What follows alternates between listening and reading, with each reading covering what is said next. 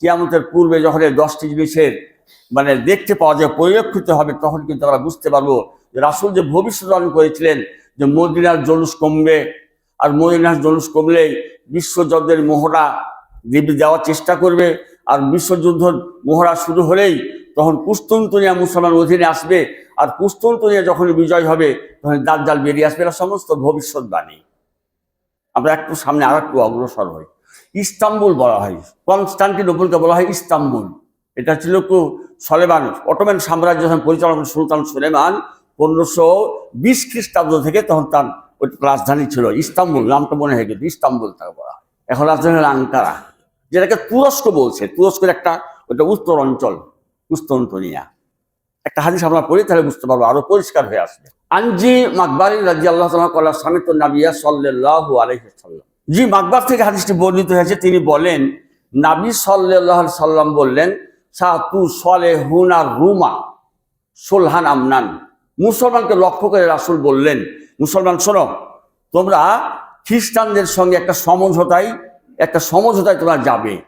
তাদের একটা সমঝোতা হবে, চুক্তি হবে, নিরাপত্তার চুক্তি, যুদ্ধ বিরতির চুক্তি হবে। কখনো তোমাদের সঙ্গে তারা যুদ্ধে লিপ্ত হবে না, বরং তোমাদের সঙ্গে যোগ দিয়ে তোমাদের শত্রু, তাদের শত্রু ইহুদিদের সঙ্গে তারা যুদ্ধ করবে। তোমরাকে সাথে নিয়ে ইহুদির সঙ্গে এই খ্রিস্টান জগৎ যুদ্ধ করার জন্য সন্ধি করবে, সন্ধিতে আবদ্ধ হবে। খাতুন সারুন, মুসলমানের বিজয় সাধিত হবে সেই যুদ্ধে, ইহুদিরা পরাজয় বরণ করবে। অতাক নামুন, অনেক যুদ্ধলব্ধ মাল মুসলমানের হাতে আসবে। অতাসলামুন, এবং মুসলমানরা সহি সালিম থাকবে, নিরাপদ জায়গাতে তারা অবস্থান নেবে। ফাতার জেউন, এবং তারা স্বগৃহে প্রত্যাবর্তন করবে। ইন দি টাইম হাত্তা তানজেলু বে মারাজিন জি তালুল। জি তালুল হচ্ছে কি একটা সিরিয়ার একটা জায়গার নাম। যখন এখানে সবাই আসবে, তখন একজন খ্রিস্টান ধর্মযাজক ইয়ার ফাও মিন আহলি নাসরানিয়াতে সালিবা, ক্রুশ চিহ্ন দেখবে তাদের, যোগ চিহ্ন, যোগ চিহ্ন যারা ক্রুশ চিহ্ন আছে চিকিৎসালয়, সে দেখবেন আমাদের মিনারের মতো উঁচু মিনারের এখানে যোগ চিহ্নের একটা ক্রুশ লোহর পাত দিয়ে তৈরি করা আছে, ওইটাকে ক্রুশ বলা হয়। আর আরবি ওটাকে সালিব বলা হয়।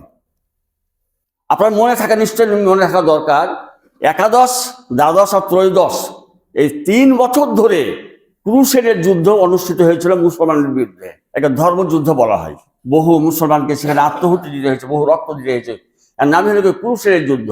1100, 1200, 1300 খ্রিস্টাব্দের ঘটনা বলছি আমি, সংক্ষেপ করছি, এটা ওদিকে যাব না। দেখবেন ওদের সৈনিকের বুকে যে পোশাক থাকবে, সেই পোশাকের গায়ে ক্রুশ যোগ চিহ্ন দেওয়া থাকবে, এবং তাদের পিঠেও দেওয়া থাকবে। এটাই তাহলে কি তাদের জাতীয় প্রতীক এটা।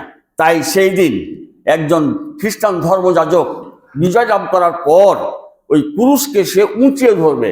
ইয়ার ফাও রাজুল মিন আহলি নাসরানিয়াতে সালিবা, এই সালিবকে তারা উঁচু করে ধরবে আর বলবে, ইয়াকুল সালাবাল গালিব গালাবা সালিব, আজকে ক্রুশের বিজয় লাভ হয়েছে, সুবহানাল্লাহি ওয়া বিহামদিহি। মুসলমানের কথা বলবে না, যেহেতু মুসলমানের সঙ্গে চুক্তিতে আবদ্ধ হয়েছে, মুসলমানকে সাথে যুদ্ধ করবে, অথচ মুসলমানের বিজয়কে সে তখনই তৎক্ষণাৎ পিছন দিকে ছুঁড়ে ফেলে বলবে, আজকে ক্রুশের বিজয় হয়েছে। ফাইয়াক যাব রাজুল মিনাল মুসলিমিন, তৎক্ষণাৎ একজন মুসলিম রেগে যাবেন, প্রধান্বিত হয়ে ফাইয়া দুঃখু, তার ক্রুশকে ভেঙে ফেলবেন।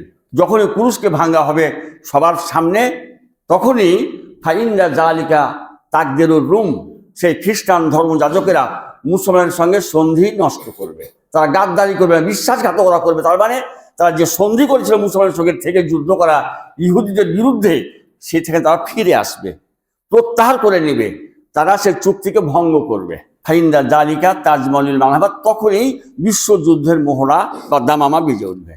সুবহানাল্লাহি ওয়া বিহামদিহি। এখান থেকে বোঝা গেল বিশ্বযুদ্ধ কিভাবে আসতে পারে। যখন এই মুসলমানের সঙ্গ ত্যাগ করে খ্রিস্টানরা যখন আলাদা হয়ে যাবে, আগে ইহুদিকে পরাজিত করার পর ওদের ক্রুশ ভাঙার কারণে আবার দ্বিমত পোষণ করে তারা আবার তাদের খ্রিস্টান ধর্মের মধ্যে ফিরে যাবে তারা, আর তখন এই যুদ্ধের মোহরা আসবে।